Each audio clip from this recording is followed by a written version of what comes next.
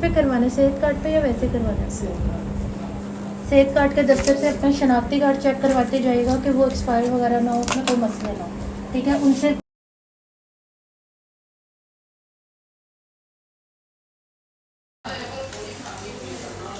किधर है उसकी वो स्लिप वगैरह, उसके साथ ही अटैच कर देती हूँ।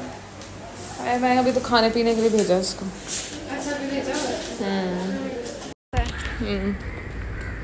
फिर आपको खाने में जो लाइक था तो किसी का नहीं पता।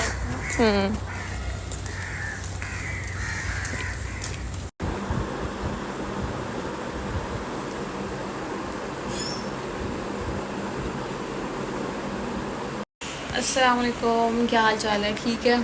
मेरी ओपीडी व्लॉग शॉग बनाने का हिम्मत नहीं हुई भी आजकल, ठीक है।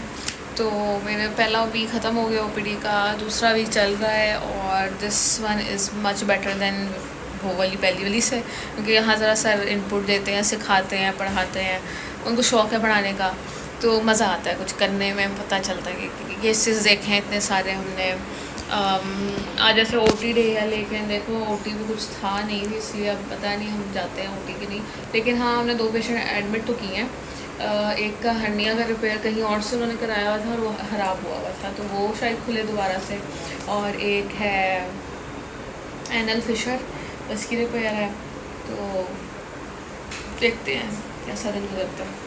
फ़िलहाल ये लोग गए हुए हैं। इन सर का ये है कि ना, अब मैं सिंस गायनी से आई हूँ ना, तो मेरा जो था कि हर चीज़ खुद करने की आदत थी, ठीक है। मतलब वहाँ तो औरतें ही हैं तो आप देख लेते हो, कोई मसला नहीं होता, ठीक है। लेकिन अब सर्जरी में आया तो यहाँ बच्चे भी आते हैं, बड़े भी आते हैं, छोटे भी आते हैं, बुजुर्ग भी आते हैं, जवान भी आते हैं।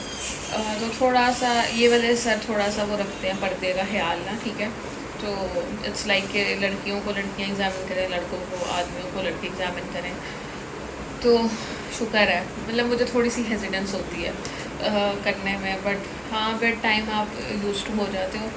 जैसे यहाँ की एमओज़ हैं, वो तीनों फ़ीमेल हैं और वो आराम से इजीली एग्जामिन कर लेती है मेल्स को, तो उनके लिए नहीं है मुश्किल बात, मतलब आदत हो गई है ना।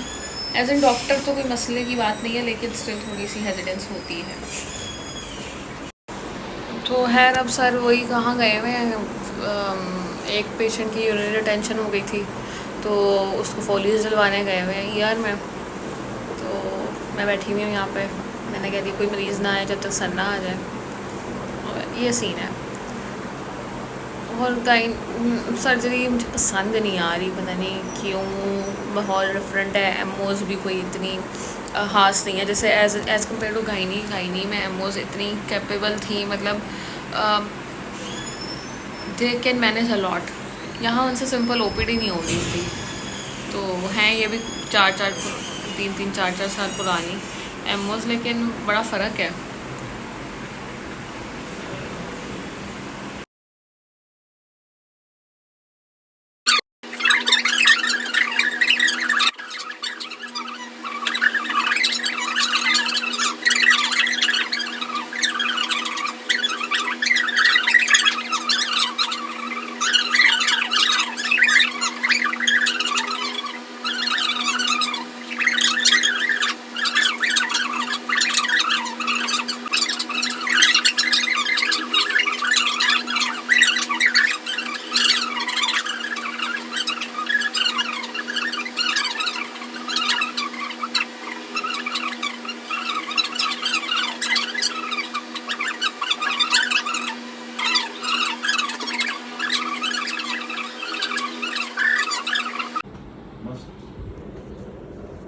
give you for other couple of questions.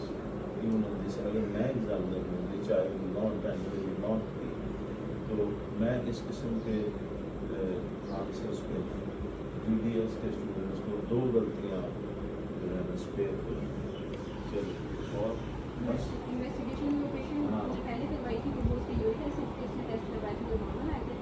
नहीं आप इन्वेस्टिगेशन में मुझे पैटर्न बता बेसलाइन हेमाटोलॉजी का टेस्ट होता है हमारे पास, जिसमें सीबीसी करा ली नहीं वो नहीं gel base line haematological and biochemistry, जो एक बायोकेमिस्ट्री होती है, एक बेसलाइन हेमाटोलॉजिकल, इसमें आप सारे it covers all the haematological test including CCC, इसमें मतलब red cell morphology, whatever you can think of test available, even in some specialty, इन 2 टेस्टों में होता है।